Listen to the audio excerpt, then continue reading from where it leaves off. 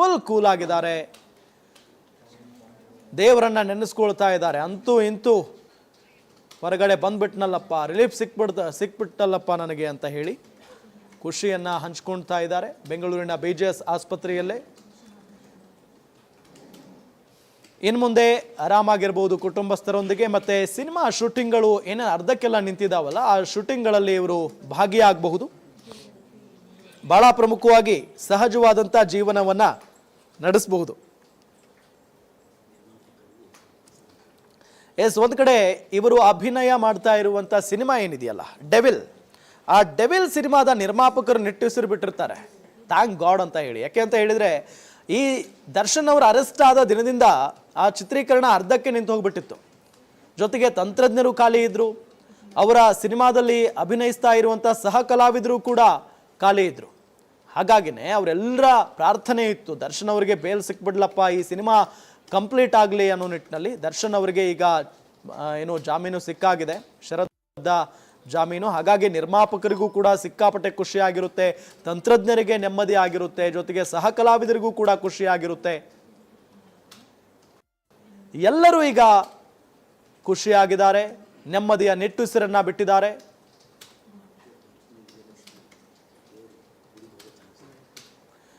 ಇಷ್ಟು ದಿನಗಳ ಕಾಲ ದರ್ಶನ್ ಅವರ ಪತ್ನಿ ವಿಜಯಲಕ್ಷ್ಮಿ ಅವರು ಬೇಲ್ಗಾಗಿ ಓಡಾಡ್ತಾ ಇದ್ರು, ದೇವಸ್ಥಾನಗಳಿಗೆ ಹೋಗ್ತಾ ಇದ್ರು, ಪೂಜೆ ಪುನಸ್ಕಾರ ಮಾಡ್ತಾ ಇದ್ರು. ಅಂತಿಮವಾಗಿ ಅವರ ಪೂಜೆ ಫಲ ಕೊಟ್ಟಿದೆ. ಹಾಗಾಗಿ ಮತ್ತೊಮ್ಮೆ ಈಗ ದರ್ಶನ್ ಅವರನ್ನ ಕರ್ಕೊಂಡೇ ದೇವಸ್ಥಾನಗಳಿಗೆ ಹೋಗುವಂತ ಸಾಧ್ಯತೆ ಇದೆ ವಿಜಯಲಕ್ಷ್ಮಿ ಅವರು.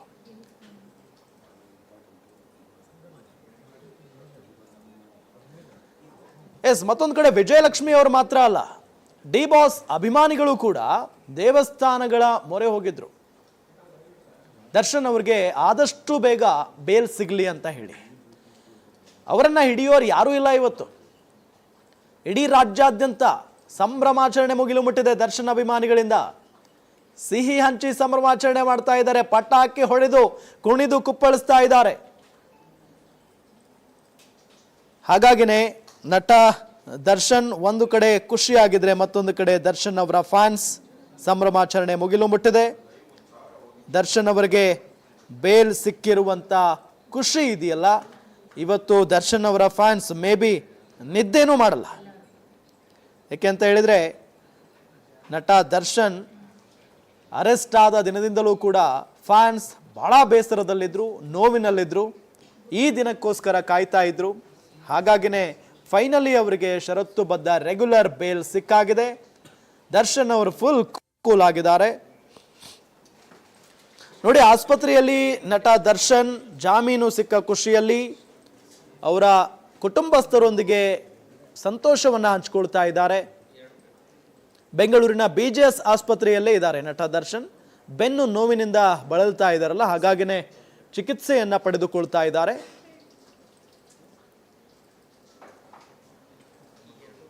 ಒಟ್ಟಾರೆಯಾಗಿ ಈಗ ಅವರಿಗೆ ಬಿಗ್ ರಿಲೀಫ್ ಸಿಕ್ಕಿರುವಂತಹ ಹಿನ್ನೆಲೆಯಲ್ಲಿ ಅವರ ಸಿನಿಮಾದ ನಿರ್ಮಾಪಕರು, ಅವರ ಸಿನಿಮಾದ ಸಹ ಕಲಾವಿದರು, ಅವರ ಕುಟುಂಬಸ್ಥರು, ಅವರ ಸ್ನೇಹಿತರುಗಳು ಎಲ್ಲರೂ ಕೂಡ ಖುಷಿಯಾಗಿದ್ದಾರೆ.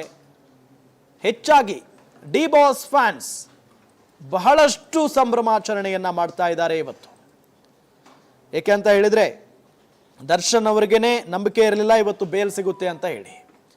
ಆದರೆ ದರ್ಶನ್ ಅವರ ಪತ್ನಿ ವಿಜಯಲಕ್ಷ್ಮಿ ಅವರು ಹೋಗದೇ ಇರುವಂತ ದೇವಸ್ಥಾನಗಳೇ ಇಲ್ಲ, ಎಲ್ಲ ದೇವಸ್ಥಾನಗಳು ಸುತ್ತಾಡ್ಬಿಟ್ಟಿದ್ದಾರೆ, ಪೂಜೆ ಪುನಸ್ಕಾರಗಳನ್ನ ಮಾಡಿದ್ದಾರೆ. ಫಿಸಿಯೋಥೆರಪಿ ಮುಂದುವರಿಸುವಂತ ಸಾಧ್ಯತೆ ಇದೆ. ಆಸ್ಪತ್ರೆಯಲ್ಲಿ ವೈದ್ಯರ ಸಲಹೆಯನ್ನ ಪಡೆದು ಮುಂದಿನ ತೀರ್ಮಾನವನ್ನ ಮಾಡಲಾಗುತ್ತೆ. ಫಿಸಿಯೋಥೆರಪಿ ಮುಖೇನವೇ ಬೆನ್ನು ನೋವು ಗುಣಪಡಿಸುವಂತ ಸಾಧ್ಯತೆ ಇದೆ. ಬೇಲ್ ಸಿಕ್ಕ ಬೆನ್ನಲ್ಲೇ ದರ್ಶನ್ ಆಪರೇಷನ್ ಡೌಟ್, ಆಪರೇಷನ್ ಬದಲು ಫಿಸಿಯೋಥೆರಪಿ ಮಾಡುವಂತ ಸಾಧ್ಯತೆ ಇದೆ. ಫಿಸಿಯೋಥೆರಪಿ ಮುಂದುವರಿಸುವಂತ ಸಾಧ್ಯತೆ ಇದೆ. ಎಷ್ಟು ದಿನಗಳ ಕಾಲವೂ ಕೂಡ ಇದನ್ನೇ ಮಾಡಲಾಗ್ತಾ ಇತ್ತು. ಇದೇ ಕಾರಣವನ್ನ ಇಟ್ಕೊಂಡು ಮಧ್ಯಂತರ ಜಾಮೀನನ್ನ ಪಡೆದುಕೊಂಡಿದ್ರು ದರ್ಶನ್. ನಿಮಗೆಲ್ಲ ಗೊತ್ತೇ ಇದೆ, ಜೈಲಿನಲ್ಲಿದ್ದಂತಹ ಸಂದರ್ಭದಲ್ಲಿ ದರ್ಶನ್ ಅವರಿಗೆ ಬೆನ್ನು ನೋವು ಸಿಕ್ಕಾಪಟ್ಟೆ ಕಾಡ್ತಾ ಇತ್ತು. ಬೆನ್ನು ನೋವಿನಿಂದ ಬಳಲ್ತಾ ಇದ್ರು ನಟ ದರ್ಶನ್. ಕೂರಕ್ಕಾಗ್ತಾ ಇಲ್ಲ, ನಿಲ್ಲಕ್ಕಾಗ್ತಾ ಇಲ್ಲ ಅನ್ನೋ ನಿಟ್ಟಿನಲ್ಲಿ ವಾದವನ್ನ ಮಂಡನೆ ಮಾಡಿ ಇದರ ಜೊತೆಗೆ ಸಿ.ವಿ. ನಾಗೇಶ್ ಅವರು ಅಕಸ್ಮಾತ್ ಆಗಿ ದರ್ಶನ್ ಅವರಿಗೆ ಚಿಕಿತ್ಸೆಗೆ ಅಥವಾ ತುರ್ತು ಸರ್ಜರಿಯನ್ನ ಮಾಡಿಸದೆ ಹೋದ್ರೆ ದರ್ಶನ್ ಅವರಿಗೆ ಇನ್ನೇನು ಆಗಿಬಿಡುತ್ತೆ, ಪ್ಯಾರಾಲಿಸಿಸ್ ಅಟ್ಯಾಕ್ ಆಗ್ಬಿಡುತ್ತೆ ಅನ್ನೋ ನಿಟ್ಟಿನಲ್ಲಿ ಕಾರಣಗಳನ್ನ ಮುಂದಿಟ್ಟು ಮಧ್ಯಂತರ ಜಾಮೀನನ್ನ ಕೊಡಿಸುವಲ್ಲಿ ಯಶಸ್ವಿಯಾಗಿದ್ರು. ಅದಾದ ನಂತರ ಫೈನಲಿ ಈಗ ದರ್ಶನ್ ಅವರಿಗೆ ರೆಗ್ಯುಲರ್ ಬೇಲ್ ಸಿಕ್ಕಾಗಿದೆ. ಹಾಗಾಗಿನೇ ಎಲ್ಲರೂ ಕೂಡ ಖುಷಿಯಾಗಿದ್ದಾರೆ. ದರ್ಶನ್ ಅವರ ಅಭಿಮಾನಿಗಳು, ದರ್ಶನ್ ಅವರ ಕುಟುಂಬಸ್ಥರು, ದರ್ಶನ್ ಅವರ ಸ್ನೇಹಿತರು. ಇದರ ನಂತರ ಈಗ ಆಪರೇಷನ್ ಕತೆ ಏನು? ದರ್ಶನ್ ಅವರಿಗೆ ಆಪರೇಷನ್ ಮಾಡಿಸ್ತಾರಾ ಇಲ್ವಾ? ಎಲ್ಲ ಒಂದ್ ಕಡೆ ಆಪರೇಷನ್ ಬದಲು ಫಿಸಿಯೋಥೆರಪಿ ಮುಂದುವರಿಸುವಂತ ಸಾಧ್ಯತೆ ಇದೆ ಅಂತ ಹೇಳಲಾಗ್ತಾ ಇದೆ. ಎಷ್ಟು ದಿನಗಳ ಕಾಲ BGS ಆಸ್ಪತ್ರೆಯಲ್ಲಿ ಅದನ್ನೇ ಮಾಡ್ಕೊಂಡು ಬರಲಾಯಿತು. ಈಗಲೂ ಕೂಡ ಫಿಸಿಯೋಥೆರಪಿ ಮುಂದುವರಿಸುವಂತಹ ಸಾಧ್ಯತೆ ಇದೆ. ಈ ಮುಖೇನ ಗುಣಪಡಿಸಿ ಆಪರೇಷನ್ ಬೇಡ ಅನ್ನುವಂಥ ಸಾಧ್ಯತೆಯೂ ಕೂಡ ಇದೆ. ಮತ್ತೊಂದು ಕಡೆ ಇದೇ ವಿಚಾರವನ್ನ ಮುಂದಿಟ್ಕೊಂಡು ಜಾಮೀನು ರದ್ದತಿಗೆ ಅರ್ಜಿಯನ್ನ ಸಲ್ಲಿಸುವಂತ ಸಾಧ್ಯತೆಯೂ ಕೂಡ ಇದೆ. ಯಾಕೆಂತ ಹೇಳಿದ್ರೆ ರೆಗ್ಯುಲರ್ ಇದಕ್ಕಿಂತ ಮುಂಚೆ ಮಧ್ಯಂತರ ಜಾಮೀನು ಪಡೆದುಕೊಳ್ಳುವಂಥ ಸಂದರ್ಭದಲ್ಲಿ ಸಿ.ವಿ. ನಾಗೇಶ್ ಅವರು ಹೇಳಿರುವಂಥ ಕಾರಣ ಇದೆಯಲ್ಲ, ಅದು ಪ್ರಮುಖವಾದಂಥ ಕಾರಣ ಆಗಿತ್ತು. ಯಾಕೆಂತ ಹೇಳಿದ್ರೆ ದರ್ಶನ್ ಅವರಿಗೆ ಏನಾದರೂ ತುರ್ತು ಸರ್ಜರಿ ಮಾಡಿಸದೆ ಹೋದರೆ ಭಾಳ ತೊಂದರೆ ಆಗ್ಬಿಡುತ್ತೆ ಅನ್ನೋ ನಿಟ್ಟಿನಲ್ಲಿ ವಾದವನ್ನು ಮಂಡನೆ ಮಾಡಿ ಅದಾದ ನಂತರ ಮಧ್ಯಂತರ ಜಾಮೀನನ್ನು ತೆಗೆದುಕೊಂಡಿದ್ರು. ಈಗ ಜಾಮೀನು ಸಿಕ್ಕ ನಂತರ ಕೇವಲ ಫಿಸಿಯೋಥೆರಪಿ ಮುಂದುವರಿಸ್ತೀವಿ, ಅದರಿಂದನೇ ಗುಣಪಡಿಸ್ತೀವಿ ಅಂತ ಹೇಳ್ತಾ ಇದ್ದಾರೆ. ಅಂತ ಅಂದರೆ ಕೋರ್ಟ್ಗೆ ವಂಚನೆ ಮಾಡಲಾಗಿತ್ತು, ಸುಳ್ಳು ಹೇಳಿ ಇವರು ಮಧ್ಯಂತರ ಜಾಮೀನನ್ನು ಪಡೆದುಕೊಂಡಿದ್ರು ಅನ್ನೋ ನಿಟ್ಟಿನಲ್ಲೂ ಇನ್ನು ಮುಂದೆ ಅರ್ಜಿಯನ್ನು ಸಲ್ಲಿಸುವಂಥ ಸಾಧ್ಯತೆ ಇದೆ.